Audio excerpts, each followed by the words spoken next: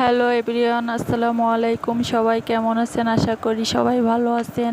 এই যে আমি এখন আবার রাতে রান্না করার জন্য রান্নাঘরে চলে আসলাম। আর আজকে আমি মাছের ঝোল করব। আমি কিভাবে পুকুরের টাটকা মাছ ঝোল করি সেটাই আজকে আপনাদের সাথে শেয়ার করব। আপনারা আমার ভিডিওটা শেষ পর্যন্ত দেখতে থাকুন।